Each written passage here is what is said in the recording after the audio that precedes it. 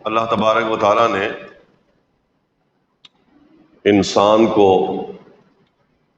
مٹی سے پیدا کیا ہے۔ مٹی میں اللہ تبارک و تعالیٰ نے روح ڈال دی۔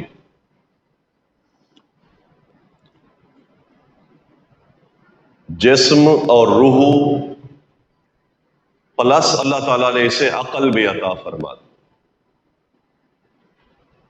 ان تینوں چیزوں کا استعمال کیسے کرنا ہے، اس کی مکمل رہنمائی بھی اللہ تبارک و تعالیٰ نے ہمیں کر دی۔ مٹی تقاضا کرتی ہے خواہشات کا، اور روح تقاضا کرتا ہے ان اصول اور ضوابط کا جو اللہ تبارک و تعالیٰ نے فطرتاً ہمیں عطا کیے۔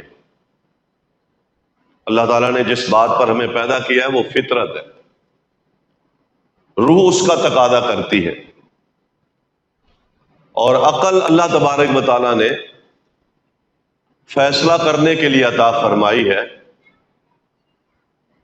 غور اور خوض کے لیے اپنا دین عطا کیا ہے۔ خواہشات مٹی میں پیدا کر دی ہیں، تو عقل کے ذریعے سے ہم اپنے نفع اور نقصان کو پہچانیں گے، اور اس عقل کے لیے جو کسوٹی ہے وہ علم ہے جو اللہ تعالیٰ نے اپنے نبی محمد علیہ الصلوۃ والسلام کو دیا، اور وہ دین کا علم آپ نے ہمیں پہنچا دیا۔ اور اگر انسان فطرت کی راہوں سے ہٹتا ہے تو اس میں ایک بڑی وجہ یہی ہے کہ انسان عقل کے ذریعے جن چیزوں پر غور خوض کرنا چاہیے تھا وہ نہیں کرتا، پھر اس میں غلبہ ہو جاتا ہے شیطان کی خواہشات کا، جو شیطان کے ساتھ تعلق رکھتی ہے۔ شہوات کا، خواہشات کا جب غلبہ ہوتا ہے تو انسان اپنے مقام سے گر جاتا ہے، اخلد الی الارض، اور ہمیشہ کے لیے وہ ذلت اور پستی میں چلا جاتا ہے۔ لہذا ہماری ذمہ داری یہی لگائی گئی ہے، لعلہم یتفکرون، لوگ اس عقل کے ذریعے غور اور فکر کریں۔ غور اور فکر کے ذریعے سے ہی انسان حق و باطل کو پہچانتا ہے، اپنے مرتبے کو پہچانتا ہے، اللہ تعالیٰ کے حکم کے تقاضے کو پہچانتا ہے، اور خواہشات کے جھنجٹ سے نکل جاتا ہے جو انسان کو برباد کرتی ہے۔ نبی علیہ الصلوۃ والسلام کی حدیث ہے، ما ذئبان جائعان ارسلا الی غنم، دو بھوکے بھیڑیے اگر بکریوں کے ریوڑ پر چھوڑ دیے جائیں تو وہ بکریوں کا اتنا نقصان نہیں کرتے جتنا انسان کی خواہشات اور لمبی آرزوئیں انسان کے دل میں جب پیدا ہو جاتی ہیں، جو اس کے دین کا نقصان کرتی ہے، اس کی آخرت کا نقصان کرتی ہے، اتنا دو بھوکے بھیڑیے بھی انسان بکریوں کا نقصان نہیں کرتے۔ تو یہ خواہشات کا پیدا ہو جانا کس وجہ سے ہے؟ یہ بے علمی کی وجہ سے ہے، اس پیغام کو نہ پہچاننے کی وجہ سے ہے جو اللہ تعالیٰ مجھے دینا چاہتا ہے۔ کیونکہ شیطان نے ایک بڑی مستقل جنگ ابن آدم کے خلاف ہمیشہ سے جاری رکھی ہوئی ہے، اور اس جنگ میں دو چیزیں ہیں، ایک تسلسل ہے، اور تسلسل میں بھی جد و جہد ہے، ہمیشہ کی جنگ ہے، یہ کبھی اس نے روکی نہیں ہے، اور اس محنت میں بھی کمی نہیں آئی۔ یکسوئی جس کو آپ کہتے ہیں نا، یکسوئی، شیطان یکسوئی کے ساتھ آدم اور ذریت آدم کے ساتھ جنگ لڑ رہا ہے، اس کا اور کوئی کام نہیں ہے۔ میرے بہت سارے کام ہیں لیکن اس کا کوئی کام نہیں ہے، وہ اپنے کام میں مخلص ہو کر لگا ہوا ہے، اور اس میں انقطاع بھی نہیں ہے۔ اللہ تعالیٰ نے قرآن کریم میں کچھ 6-7 مقام ہیں، سورۃ اعراف میں، سورۃ بنی اسرائیل میں، سورۃ زخرف میں، اللہ تعالیٰ نے شیطان کو صرف دشمن نہیں کہا بلکہ وہ عدو مبین کہا، یہ کھلم کھلا دشمن ہے، اور شیطان کسی دوسری تیسری مخلوق کا دشمن نہیں ہے. شیطان صرف انسان کا دشمن ہے، صرف اور صرف. تو دشمنی بھی ایک ہے، اور دشمنی یکسوئی کے ساتھ بھی ہے، اور جوہد مسلسل بھی ہے. اور اس کی جو ذریت ہے، اس کی جو فوج ہے، جس کا یہ سالار ہے اور قائد ہے، وہ فوج بھی اس کی مکمل وفاداری پر ہے. وہ ذرا برابر وہ بھی اپنے کام میں انقطاع پیدا نہیں کرتی. تو اس لیے انسان بہت بڑے خطرے میں گھرا ہوا ہے. بلکہ جیسے فوجیں کسی دشمن کو شکست دینے کے لیے اس دشمن کے ایریے کا محاصرہ کرتی ہیں نا، اللہ تعالیٰ سے اس نے یہ بات کہی ہے کہ یا اللہ میں ان کا محاصرہ کروں. محاصرہ کیا ہوتا ہے؟ چاروں طرف سے گھیرنا. یا اللہ میں ان کے دائیں سے بھی آؤں گا، یا اللہ میں ان کے بائیں سے بھی آؤں گا، یا اللہ میں ان کے سامنے سے بھی آؤں گا، یا اللہ میں ان کے پیچھے سے بھی آؤں گا. وَلَا تَجِدُ أَكْثَرَهُمْ شَاكِرِينَ. اکثر کو تو شکر گزار نہیں پائے گا. یہ اس کے کام کا اور اس کی بھاگ دوڑ کا نتیجہ ہے کہ نبی صلی اللہ علیہ وسلم کی حدیث ہے، آپ ارشاد فرماتے ہیں قیامت کے دن اللہ تعالیٰ آدم کو بلائے گا اور کہے گا آدم اپنی اولاد کا جہنم کا حصہ نکال دے. کچھ کو ہم نے جہنم میں ڈالنا ہے، اس کا حصہ نکال دے. اور میں اللہ جہنم کا کتنا حصہ نکال دوں؟ اور میں 100 میں سے 99 لوگ جہنم کے لیے نکال دوں. 100 میں سے 99 جہنم کے لیے نکال دے. کون ہوں گے وہ؟ کس بنیاد پر جہنم جا رہے ہو؟ شیطان کی کوشش یہ ہے کہ چونکہ میں جہنم کے نچلے طبقے میں ہوں گا، لہذا میں لوگوں کو اس انداز سے ورگلاؤں کہ وہ بھی میرے ساتھ جہنم کے نچلے طبقے میں ہوں. یہ اس کی کوشش ہے، اور اس کی یہ جنگ محاصرے کے ساتھ ہے. ہر وقت محاصرہ کرتا، کسی حال میں بھی وہ اس انسان کو، حتیٰ کہ رات کی نیند میں بھی یہ اس کا پیچھا نہیں چھوڑتا. پیشاب کرتا ہے کان میں، آپ نے حدیث سنی ہے. اسی طرح ڈراؤنے خواب دکھاتا ہے، بے چینی کی نیند، یعنی نیند کی حالت میں بھی یہ اس کا پیچھا نہیں چھوڑتا. موت کے نزا کی کیفیت میں کہ اب میں نے اس سے بہت کچھ کرا لیا، جانے دو آخری سانس ہے، اس حال میں بھی یہ اس پر مسلط ہوتا ہے اور اس کی زبان سے کچھ ایسے کلمات آخری نکلوانا چاہتا ہے، خوف میں مبتلا کرتا ہے. دنیا کی جدائی اور کا غم اس کے دل میں ایسے بٹھاتا ہے. وہ دھن، وہ دولت، وہ سلطنت، وہ دنیا کی محبتیں، وہ دنیا کے امور اور معاملات پر جو اس کے کنٹرول ہوتے ہیں، اس کے چھٹنے کا خوف اتنا بٹھا دیتا ہے کہ یہ اس کے غم میں ہے وائے تو کر رہا ہوتا ہے، کلمہ شہادت اس کی زبان سے نہیں نکل رہا. اس لیے رسول اللہ صلی اللہ علیہ وسلم یہ تعوذ امت کو سکھایا، اللہم انی اعوذ بک ان یتخبطنی الشیطان عند الموت. یا اللہ موت کے وقت شیطان مجھے خبطی بنا دے، دیوانہ بنا دے، عقل موقوف کر دے. میں جس حالت میں اللہ تعالیٰ کی فطرت پر مرنے کا مجھے حکم ہے اس پر نہ مروں، اور اس حال میں بھی وہ دنیا کی ایسی پریشانیاں اور غم دماغ میں ڈال دے کہ مجھے دین یاد نہ رہے، مجھے فطرت یاد نہ رہے، مجھے کلمہ یاد نہ رہے، مجھے اللہ کی طرف اس کی ملاقات کی کوئی پریشانی ذہن میں نہ رہے، میں ابھی بھی مر رہا ہوں دنیا کے فکر پر. یہ سارا شیطان کا خبطی بنانا ہے. یا اللہ میں اس سے تیری پناہ میں آتا ہوں. تو یہ کسی حال میں بھی پیچھا نہیں چھوڑتا، یکسوئی کے ساتھ یہ جنگ لڑ رہا ہے. اور دشمن بھی اس کا صرف انسان ہے، انسان سے اس کی دشمنی ہے.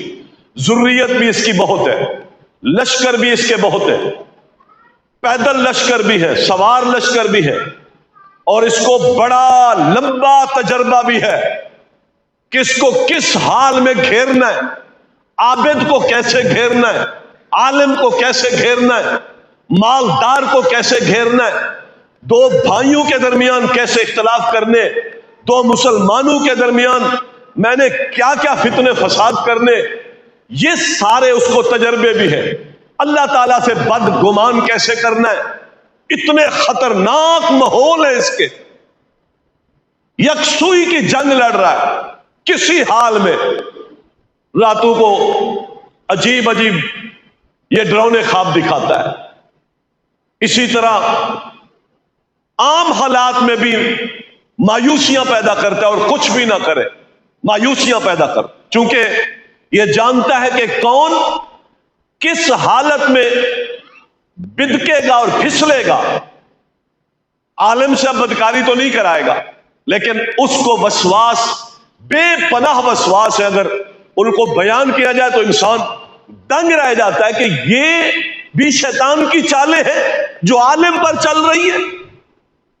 عبادت گزار کو اس کی عبادت کے اندر ایسے وسوسے ڈالتا ہے کہ عقل دنگ رہ جاتی ہے، کہ عبادت گزار سمجھ رہا ہوتا ہے میں اللہ تعالیٰ کی عبادت میں ہوں، لیکن اس کی 80-85% زندگی کے جو امور ہوتے ہیں اس کے اندر وہ حقیقت میں شیطان کی پیروی کر رہا ہوں۔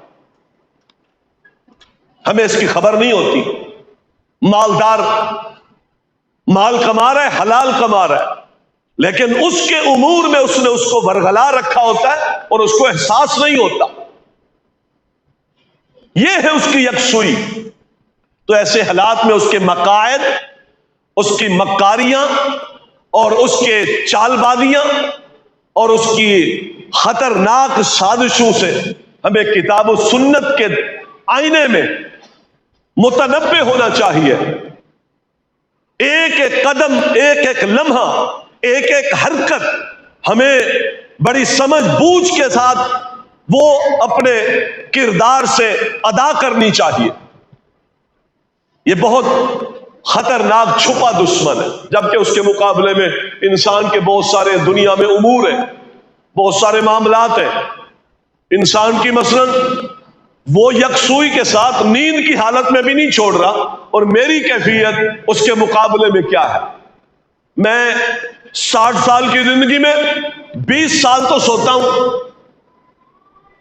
تیسرا حصہ نکال دے، 20 سال سوتا ہے انسان، 8-9 سال روزی کماتا ہے،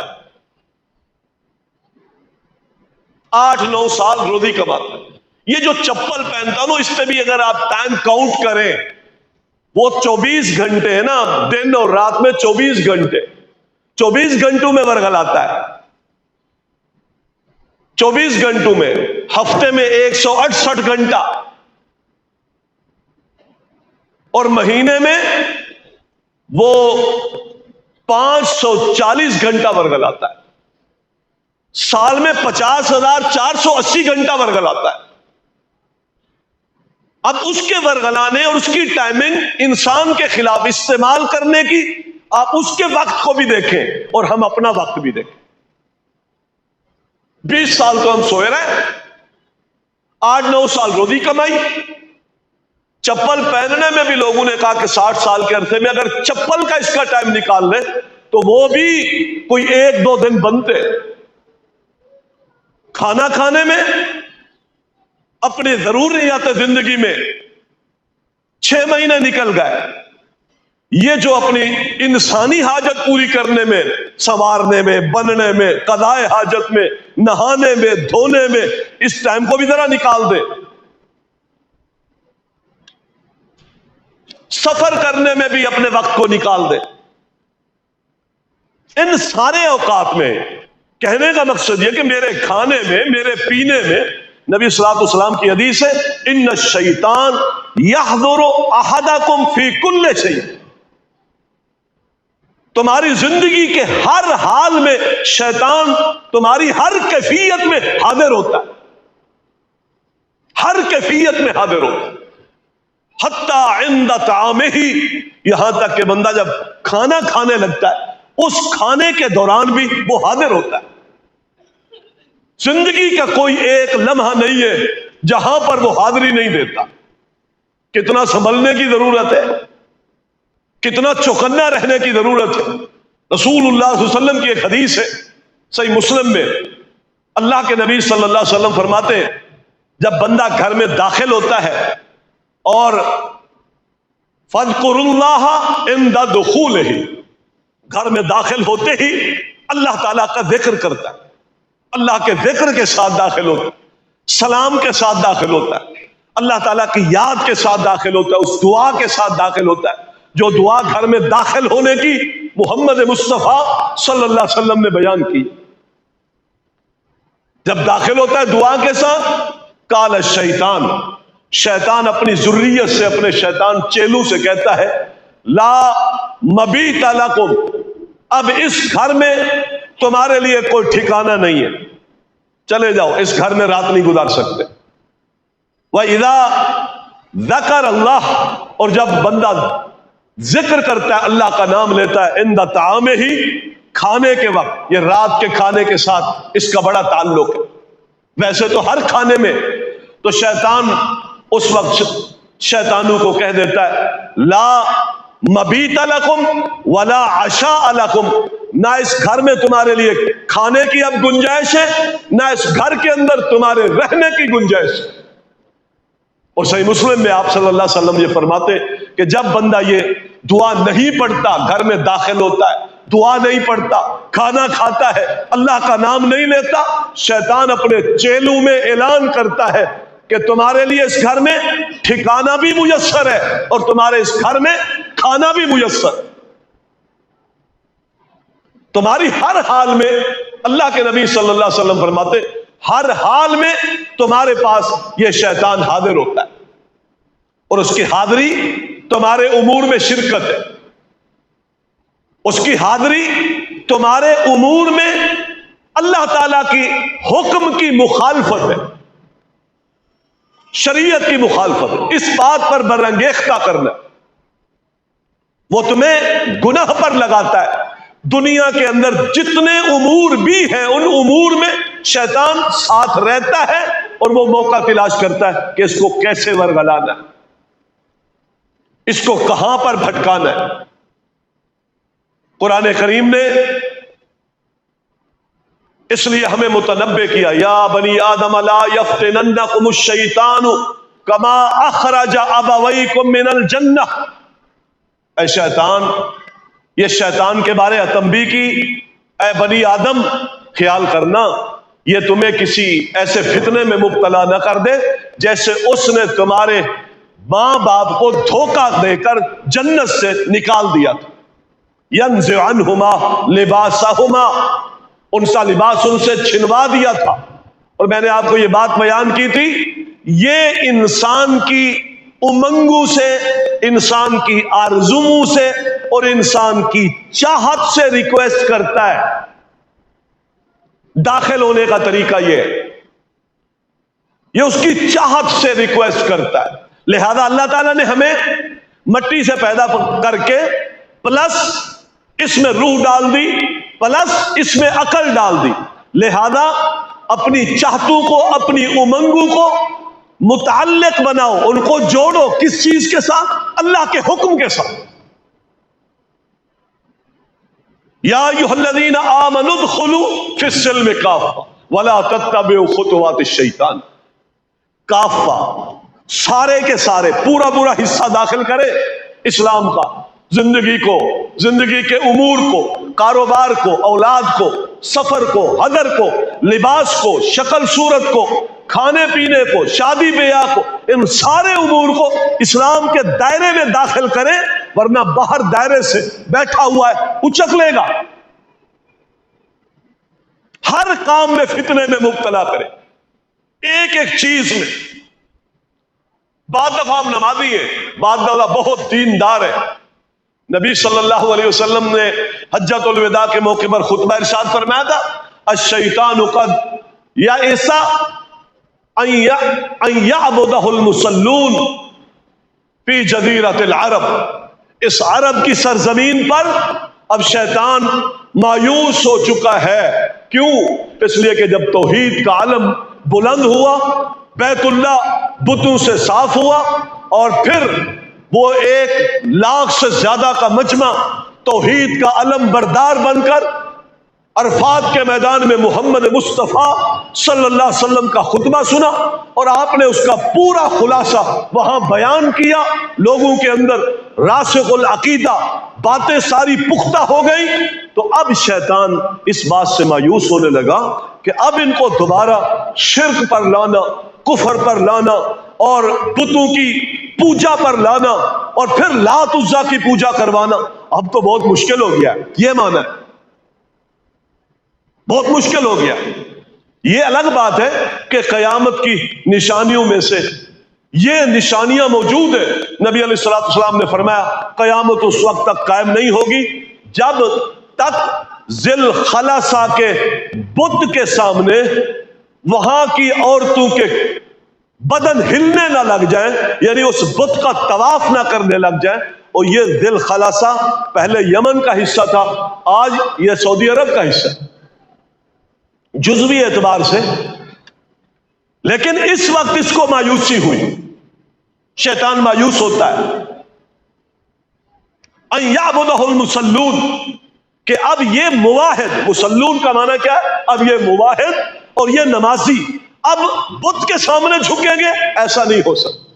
یہاں بعض اہل علم نے نماز کی اہمیت کو بھی واضح کیا ہے کہ جو شخص صحیح معنی نمازی ہے، اللہ کے سامنے سجدہ کرتا ہے اور سجدے کی اس روحانیت کو سمجھتا ہے، قیام کی روحانیت کو سمجھتا ہے، رکوع کی روحانیت کو سمجھتا ہے، زبان سے نکلنے والے اس کی تسبیح اور تقدیس کے الفاظ کے مفہوم کو وہ سمجھتا ہے. یہ ہو نہیں سکتا کہ نمازی صحیح ہو اور پھر شرک بھی کرتا ہو، یہ نہیں ہو سکتا.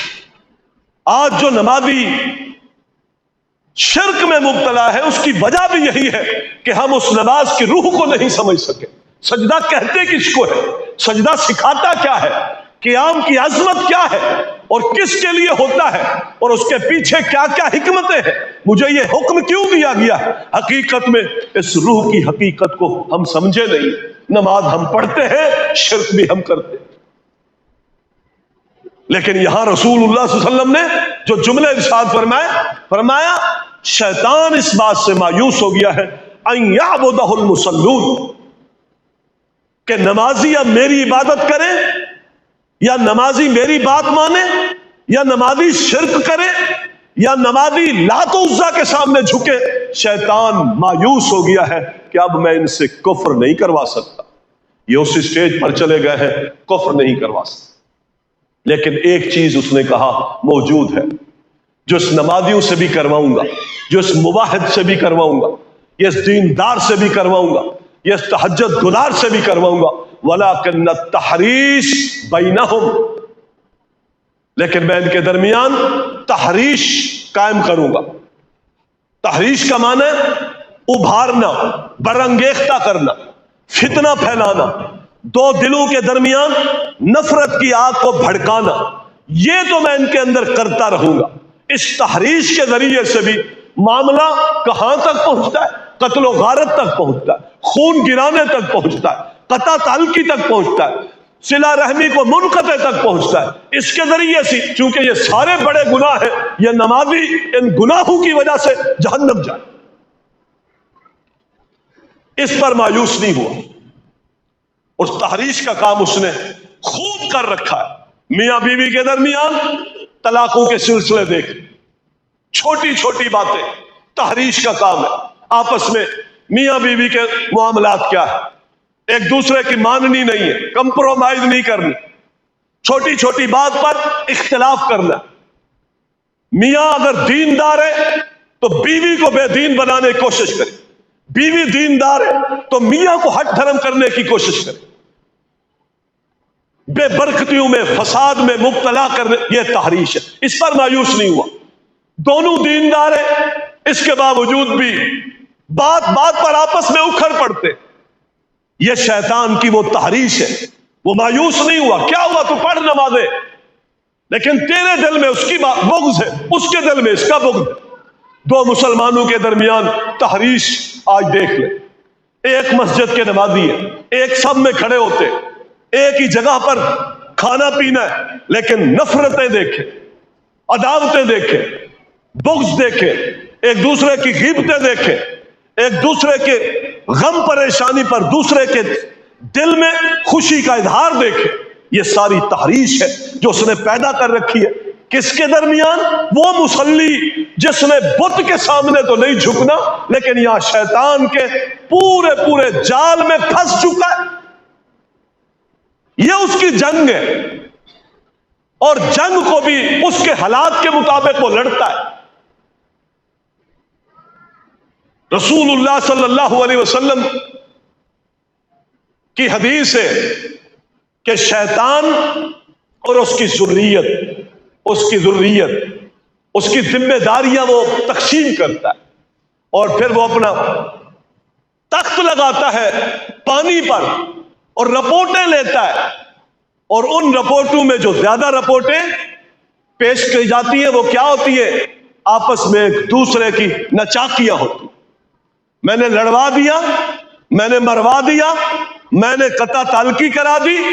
اور ایک رپورٹ میاں بیوی کی جدائی کی بھی ہوتی ہے کہ میں نے ان کے درمیان طلاق کروا دی، اتنا بھڑکایا کہ طلاق کروا دی.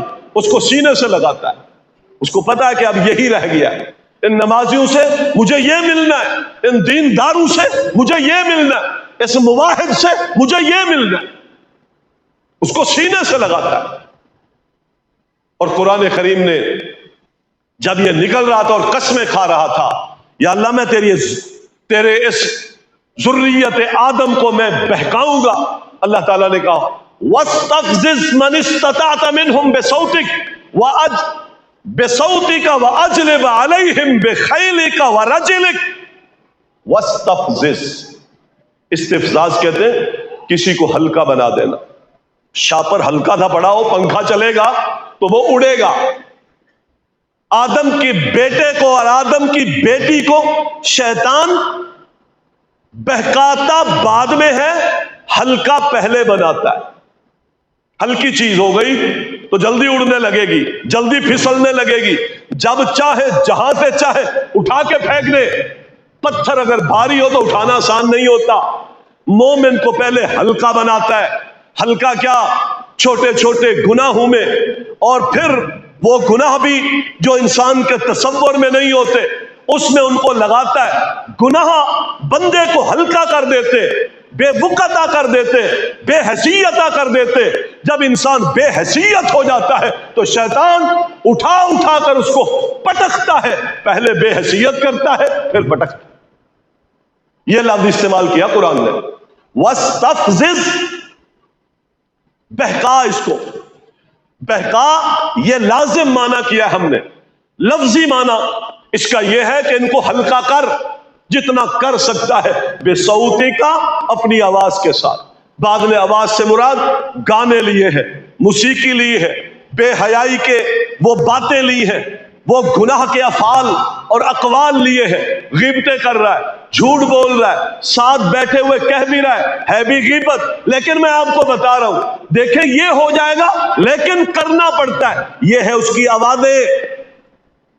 ان آوازوں کے ساتھ پہلے اس وجود کو، وجود میں اس ایمان کو، اس فکر کو، اللہ کی اس خشیت کو کمزور کرتا ہے، چھید کرتا ہے. وَاسْتَفْزِزْ، ہلکا کر ان کو جتنا کر سکتا ہے. اور یہ ہلکا کرنے کے اس کے طریقے ہیں. اللہ کے نبی صلی اللہ علیہ وسلم فرماتے ہیں شیطان ابن آدم کے خون میں، ابن آدم کے ذہن میں، رگوں میں ایسے دوڑتا ہے جیسے رگوں کے اندر خون تیزی سے دوڑتا ہے. خون کے آپ دیکھیں کہ دورانیہ چلنے کا کتنا تیز ہے.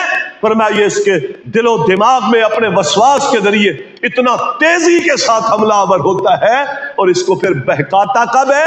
جب یہ دیکھتا ہے اب ہلکا ہو گیا ہے، اس کا وزن کم ہو گیا، اس کے ایمان کا وزن کم ہو گیا ہے. اب چھوٹے چھوٹے گناہ، جھوٹ، غیبت، بد نظری، بے حیائی، فحاشی، عریانی، کانوں کو غلط استعمال کر رہا ہے، آنکھوں کو غلط استعمال کر رہا ہے، زبان کا تو کوئی پتہ ہی نہیں ہے، ہاتھ کہاں جا رہے ہیں، رزق میں ہلکی پھلکی امیزش حرام کی کر لیتا ہے.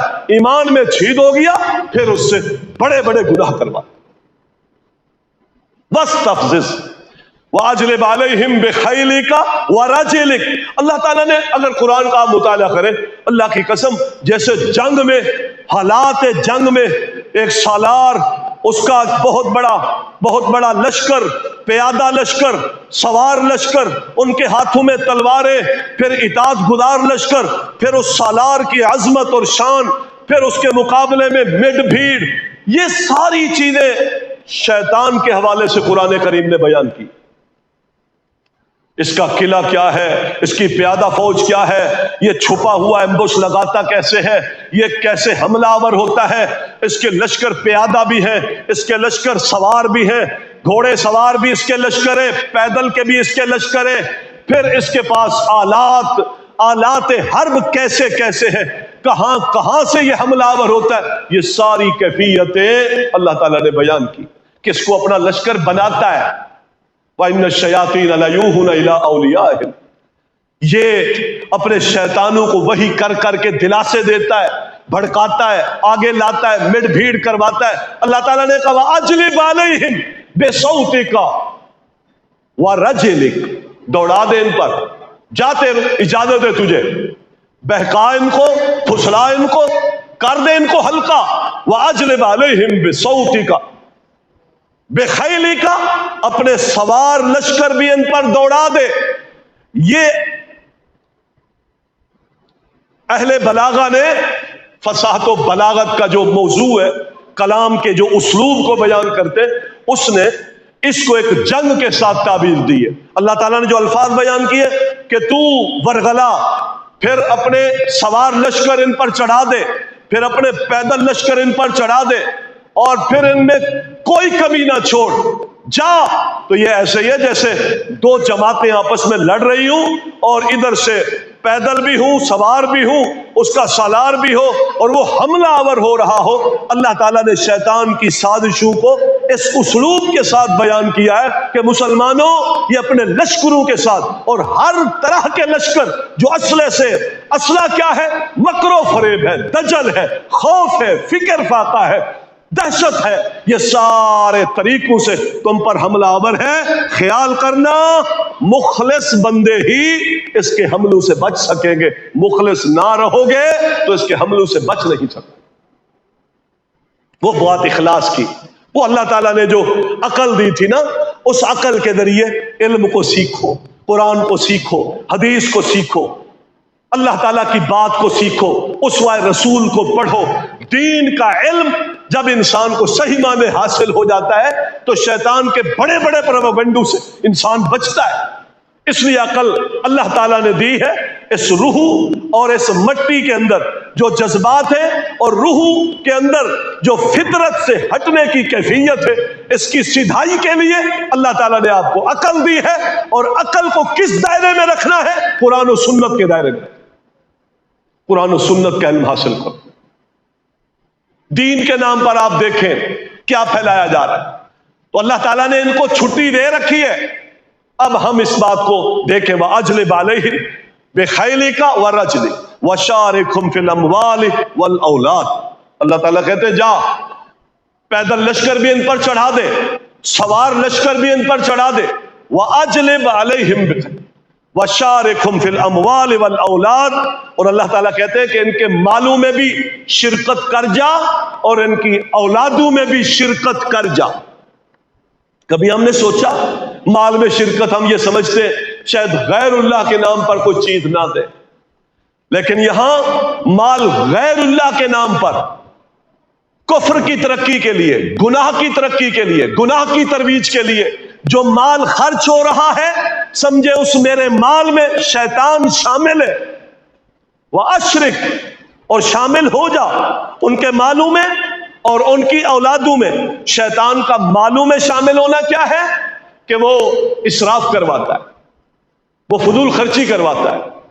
حدیث میں بڑا ہے، بڑا عجیب بات ہے، ایک بستر آپ کے گھر میں آپ کے لیے ہے، ایک بستر آپ کے گھر کے افراد کے لیے ہے، اور ایک بستر آپ کے مہمان کے لیے ہے، اور اس سے فالتو بستر شیطان کے لیے۔